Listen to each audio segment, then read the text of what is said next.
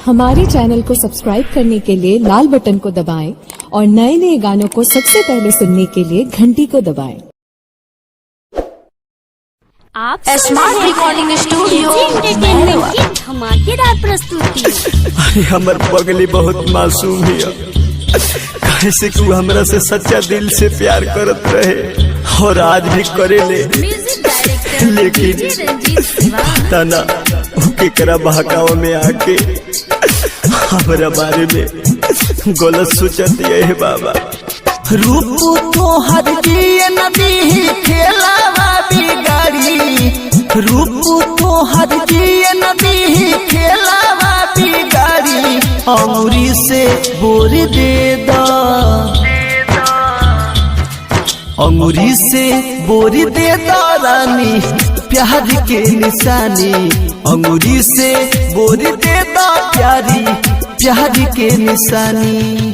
रूप तो हर जिए नदी खेलावा बिगाड़ी, रूप तो हर जिए नदी खेलावा बिगाड़ी। अंगूरी से बोर दे दो, अंगूरी से बोर दे दो प्यारी प्यार के निशानी। अंगूरी से बोर दे दो रानी प्यार के निशानी। अरे पगली जवन एक पल में आके गुजर जाए, वो हवा के झोंका और पूछना। जवन एक पल में आके गुजर जाए, वो हवा के झोंका और पूछना। जवना के ते समझा तेरे सच्चा दिल से, हुए एक रंगीन धोखा और पूछना रे। पहला बेर प्यार कहनी ओहू में पड़ल बाधा, मारल चाहे उहे देके चौहन जन से ज्यादा, मारल चाहे उहे देके चौहन जन से ज्यादा। पहला बेर प्यार कहनी ओहू में पड़ल बाधा, मारल चाहे उहे देके चौहन जन से ज्यादा। मार दिया सन जादू हो जाई हम पहले लेखा, मार दिया सन जादू हो जाई हम पहले लेखा। अंगूरी से बोर दे दो, अंगूरी से बोर दे दो प्यारी प्यार के निशानी।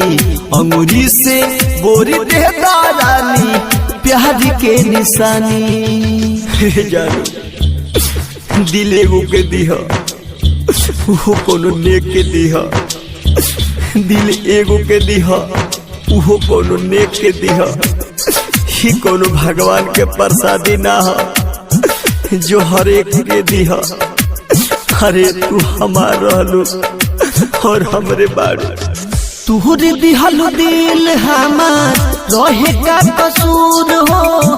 कहबना गलतिया से होई गइलु दूर हो, कहबना गलतिया से होई गइलु दूर हो।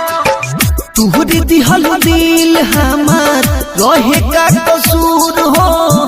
कहबना गलतिया से होई गइलु दूर हो।